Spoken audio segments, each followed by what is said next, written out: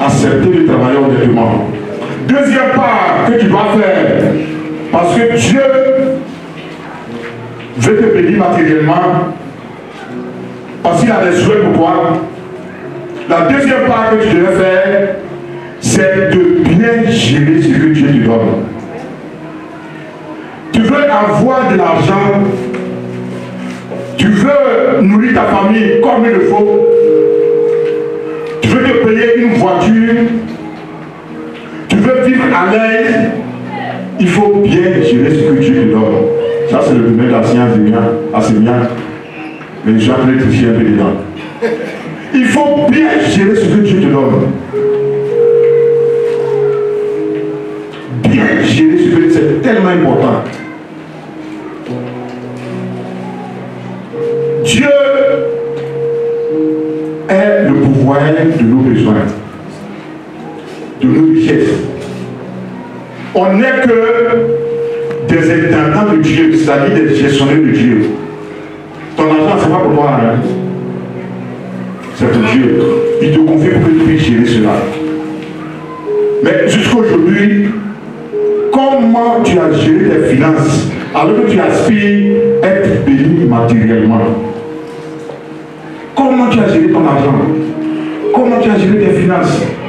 Certainement que ce n'est pas beaucoup. Mais comment tu as géré cet argent-là? Proverbe 21, 20 dit ceci: de précieux trésors et de l'huile sont dans la demeure du sage, mais l'homme est censé les abrutir. Ça, le sage, quand il reçoit 10 000 francs, il gère cela avec sagesse. Il ne fait pas n'importe quoi avec. C'est pourquoi nous sommes tenus de planifier ce que Dieu nous donne avec assez de sagesse. Si possible, comme j'ai dit, c'est le domaine de la science et bien, il faut établir un budget en fonction de l'argent que tu as.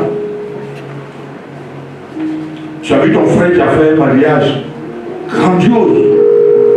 Tu couches avec lui, mon budget a fait 2 millions. Or, ce frère-là, il a un salaire de 800 000 francs. Toi, tu payes à 200 000 francs. Et puis, tu veux aller louer la même salle que lui a loué pour faire son mariage là. Tu as manqué de sagesse. Tu as manqué de sagesse. Fais ton mariage en fonction de ce que tu reçois. Est-ce que tu as pu aller prendre des livres pour faire mariage? Les jeunes, ça vous concerne plus. Je vous demande pardon. Je vous demande pardon. On a dit tout à l'heure que Jésus nous sert d'un amour très profond. De la manière que Jésus t'aime là, c'est comme ça que personnellement, moi je vous aime. Je vous donne ce conseil là. Gardez ce conseil précieusement dans votre main gauche. Si c'est dans la main droite, quand vous allez prendre le bout de barbe là, ça va partir. Ne prends jamais crédit pour te marier. Marie-toi selon tes possibilités. Si tu as 100 000 francs, fais marier à quand tu donnes coquette aux gens. Notre pasteur, notre chef fait son témoignage ici. À son mariage, les gens ont mangé que des coquettes. Les gens ont mangé que des coquettes. Dieu veut te bénir matériellement, mais sois sage dans la gestion des finances. Il ne faut jamais prendre crédit pour te marier.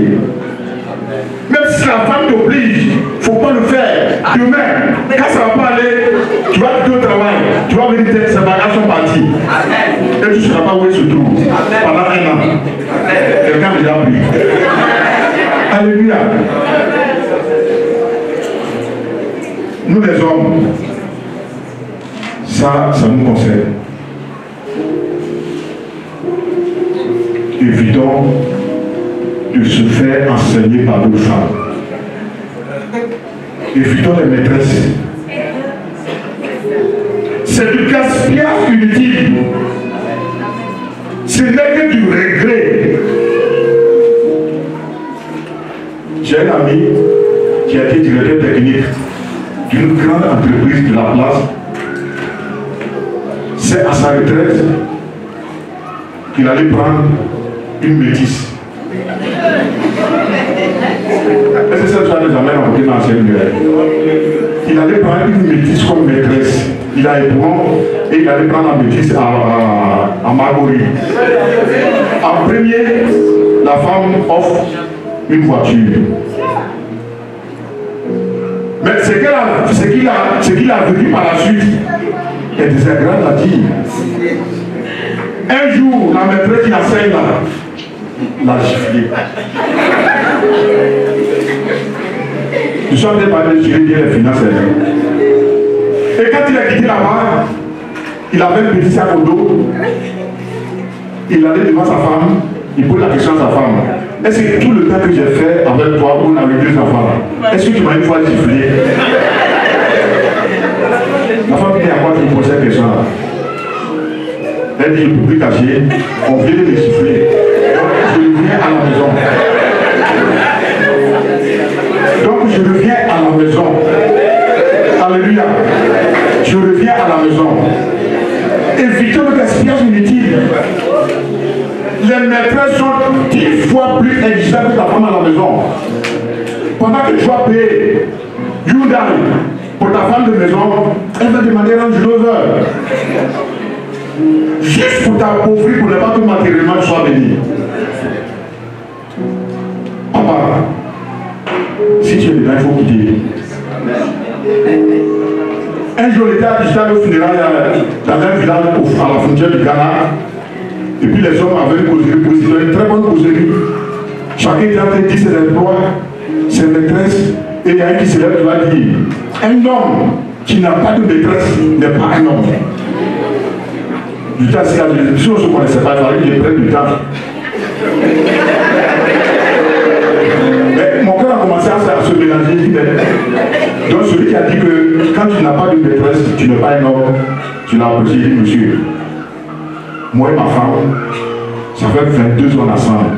Mais depuis que je suis avec elle, je ne suis plus allé avec une autre femme. Il dit, oh mon ami, tu n'es pas garçon. Parce qu'il ne croit pas, ce n'est pas possible. Mais c'est du gaspillage, tu vas où? Tu vas où? Quand j'ai travaillé encore, il y avait mon directeur technique, il était payé à 1 400 000 francs par mois. Mais malheureusement, il est même décédé. Avant qu'il décède, il s'est retrouvé dans le salon de son neveu. Je suis en train de parler de bien gérer les finances. Il s'est retrouvé dans le salon de son neveu. Je ne suis pas en train de dire pour plaisanter. Ce n'est pas sorcellerie. Il louait maison pour 5 maîtresses. Des 5 maîtresses reconnues. C'est-à-dire en plus des 5 maîtresses reconnues, il y a encore d'autres à côté, qui vont dans les grands hôtels avec des 5 lavances à la maison. Mais finalement, il s'est retrouvé pauvre quand la société a déclaré faillite. Quand il s'est retrouvé très pauvre, la maladie également va venir. Et il est mort par la suite. Évitons le gaspillage. Dieu nous aime. Alléluia. Dieu nous aime. On a l'exemple de Joseph qui, à force de bien gérer la nourriture qu'il avait, va devenir vachement riche à un moment. Le texte est long. On va pas dire pour ne pas que je dis n'importe sur mon temps, mais je vais vous donner les références. Genèse 41, 46 à 49, et puis 53, 57. Je vais vous dire 53, 57, ancien. Pardon, dis rapidement. Ouais, 53, 57. Joseph a tellement bien géré ses finances, bien géré ce qu'il avait, qu'il va devenir riche par la suite quand il va avoir la famine. Genèse 41, 53 à 57. Écoutez attentivement comment Joseph a géré ses biens rapidement. Les 7 années d'abondance qu'il y a eu au pays d'Égypte s'écoulèrent. Et les 7 années de famine commencèrent à venir, ainsi que Joseph l'avait annoncé. Il y eut famine dans tous les pays Mais dans tout le pays d'Égypte, il y avait du pain. Quand tout le pays d'Égypte fut aussi affamé, écoutez, le peuple cria à Pharaon pour avoir du pain. Joseph dit à tous les Égyptiens, pardon, Pharaon dit à tous les Égyptiens, allez vers Joseph, et faites ce qu'il vous dira. Continue. La famine régnait dans tout le pays. Oui. Joseph ouvrit tous les lieux d'approvisionnement, oui, et vendit du blé aux Égyptiens. Continue. La famine augmentait dans le pays d'Égypte. Et de tous les pays, on arriva en Égypte pour acheter du blé auprès de Joseph. Pour acheter du blé auprès de Joseph. Quand tu vois l'analyse qu'on vient de là, tu fais quoi? C'est pas la tu gagnes. Alléluia. Continuez t'arrêter là, mon frère. Pour vous montrer combien de fois il est important de bien gérer ce que Dieu nous donne. Joseph a tellement bien géré que au moment où il n'y avait plus de manger en Égypte, c'est lui seul qui vendait du blé. Et il fixait le prix qu'il voulait. Si tu veux, il faut partir, il faut prendre. Gérons bien ce que Dieu nous donne. Je vais aller un peu plus vite. Ta troisième part que tu dois faire pour que Dieu puisse te bénir matériellement, c'est-à-dire avoir l'argent, avoir la nourriture, avoir ce que tu veux, c'est d'être généreux. C'est d'être généreux, c'est la générosité. Être généreux, c'est-à-dire assister quelqu'un sans rien attendre en retour. Voici ce que Proverbe 11, verset dit. L'âme bienfaisante sera rassasiée et celui qui arrose sera arrosé, sans commentaire. L'âme qui fait du bien sera toujours rassasiée, sera toujours arrosée. Quand tu plantes un arbre pendant la saison sèche, si tu ne l'as pas arrosé, c'est pas évident que l'arbre va vivre. Mais la Bible dit, l'arbre qui fait du bien là, que ce soit saison sèche, saison pluvieuse, tu es tout le temps arrosé. Gloire à Jésus. Et Luc 6, 38 a dit ceci. Donnez et il te sera aussi donné. À la résurrection, je rends gloire à Dieu parce que plusieurs sont généreux. Que Dieu vous bénisse. Plusieurs, je dis bien plusieurs, sont généreux. Car tu as de l'argent en quantité. On t'a dit que tu es un frère qui a fait 1, 2 jours, 3 jours sans manger. Mais sois sensible. Si tu le fais déjà, augmente le degré de la générosité. Et tu seras encore plus arrosé. Alléluia. 2 Corinthiens 9, 7 dit ceci. Que chacun donne comme il a résolu en son cœur, sans tristesse ni contrainte, car Dieu aime celui qui donne avec joie. Il ne faut pas qu'on va te forcer à donner quoi que ce soit. Si on te force de donner qu'il n'y a pas la joie, sache que Dieu ne te bénit pas. C'est pourquoi, avant que tu fasses un don à quelqu'un, fais-le avec joie et Dieu va t'accompagner. Moi, je me rappelle, il y a eu un dimanche, et je crois que j'ai dit ça à quelqu'un encore ici, à cette veille, je ne vais pas aller à tout le du tout. Il y a eu un dimanche où je n'avais pratiquement, ma poche était pratiquement vide. Puis quelqu'un m'a approché et puis il m'a demandé, je me rappelle quoi, 5 000 francs. Sans hésiter, je vous dis sans hésiter, j'en ai mis, j'ai donné à cette personne-là. Le lendemain, lundi, mon téléphone sonne. C'est ma grand soeur qui m'appelle. Elle me demande tu es où? Il dit je suis à la maison. Est-ce que tu peux passer chez moi? Il dit il n'y a pas de souci, je vais venir. Je suis un peu occupé, mais je viens. Quand je suis allé, elle m'a tendu une enveloppe. Quand quelqu'un te donne une enveloppe en respect, on ne regarde pas, c'est bon, t'as donné. C'est chez toi que tu vas aller regarder pour quelqu'un qui respecte vraiment. Donc j'ai pris l'enveloppe, je vais à la maison, j'enlève les pieds, je compte, 100 billets, je dis 100 billets, 10 billets de 10 000. Ça fait combien? Ça fait 100 000. J'ai donné les 5 000 francs, je vous l'assure, avec mon cœur, je vous dis. J'ai donné mon cœur. Et lundi matin, avant 9 h, mon téléphone sonne. Soyons généreux et Dieu va te bénir matériellement. On est dans le trimestre de comment on appelle ça, être béni matériellement. Si tu es généreux là, le sac dans lequel tu gardes ton argent, tu vas pas passer, ça serait petit. Tu vas aller payer un gros sac de voyage, ça sera non. Ton argent n'est pas bon. Alléluia. Et Dieu peut le faire. On a l'exemple. Par le pacte de la veuve de Sarepta. On connaît toute cette histoire-là. Elle n'avait pratiquement pas à manger. Elle dit, si elle donne ça que tu manges, moi et mon enfant, que ça va pouvoir mourir. Mais elle a fait quoi? Elle a donné. On a vu la suite. Ancien, par le folie rapidement, 1 roi 17, 16, pour voir quand la veuve de Sarepta a été généreuse, avec une qu'est-ce qui s'est passé rapidement, 1 roi 17, 16.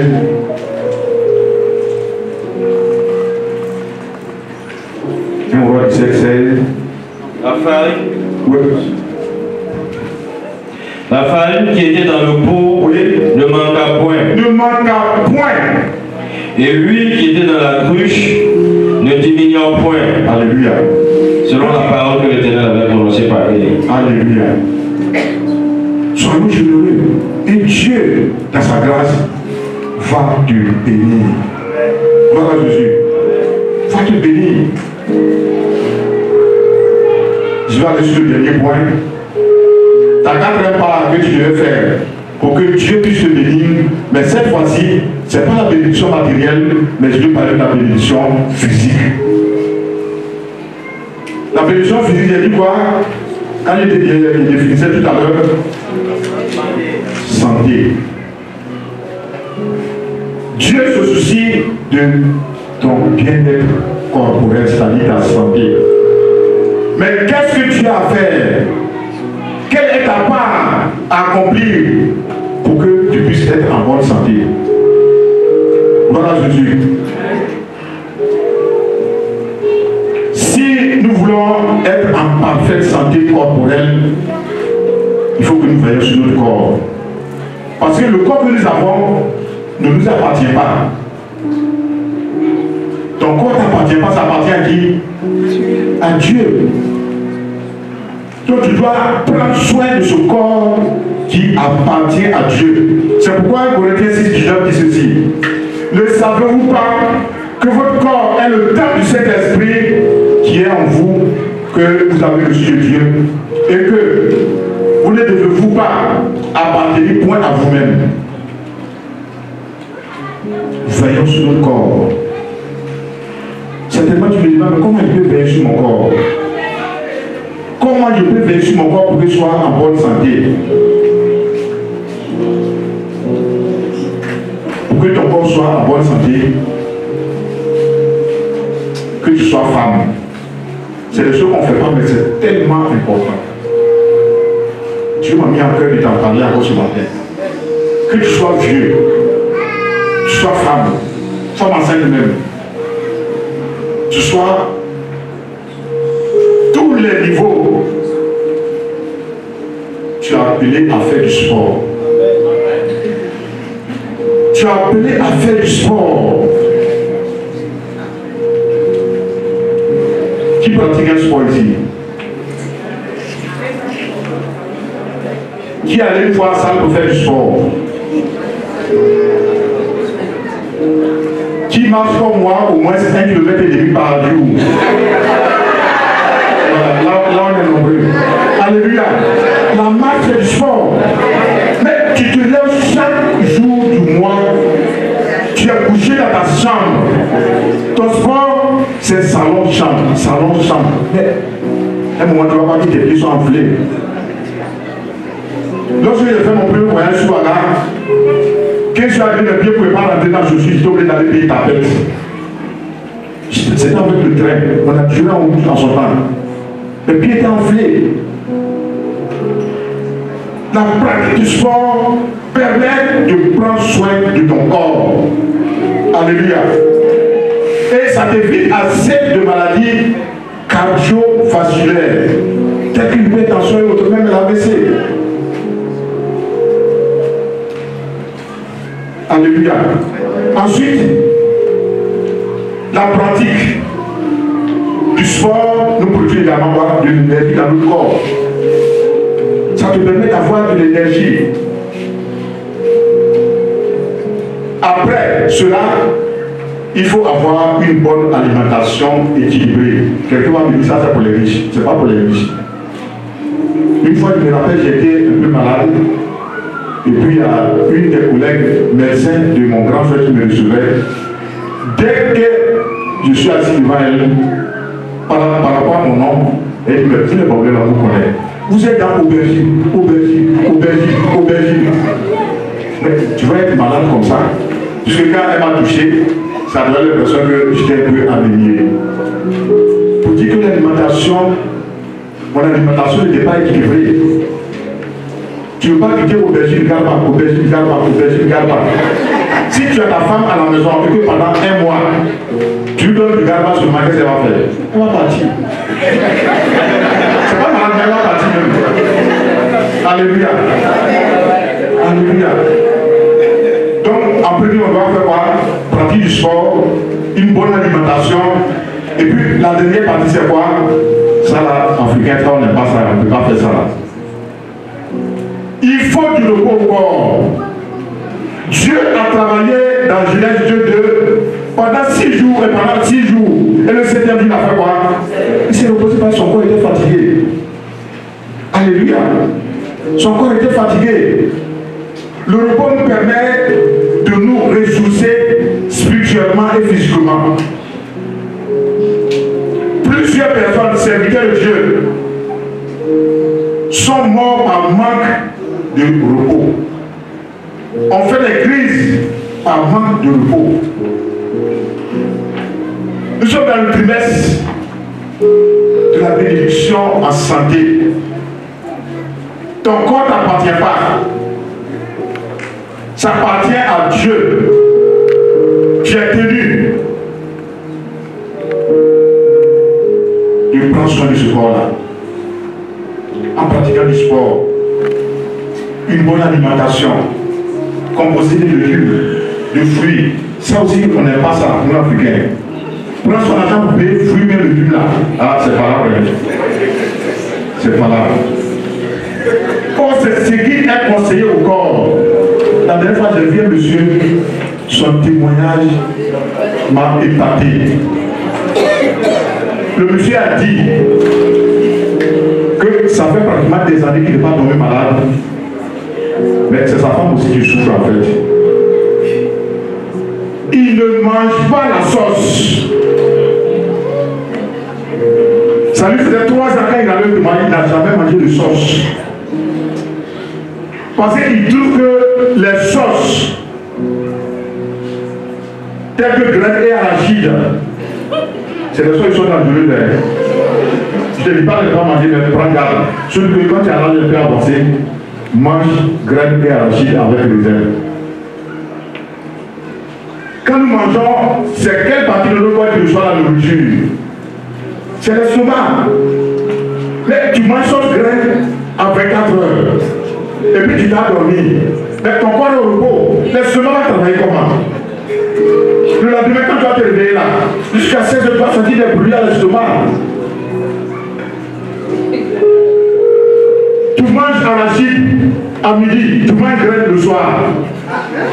Oh, ces deux choses sont très lourdes qui fatiguent le corps, qui fatiguent l'estomac. Prenons garde et prenons soin de notre corps. Ton corps ne t'appartient pas. C'est vrai que tu as venu te nourrir. Tu vas me dire que nos graines m'a donné, il faut qu'il mange. Donc on ne te donne pas graines tous les jours. On ne te donne pas l'arachide tous les jours. Tu es jeune jusqu'à 25 ans, même jusqu'à 30 ans. Mange l'arachide, moi avant je mangeais comme je voudrais.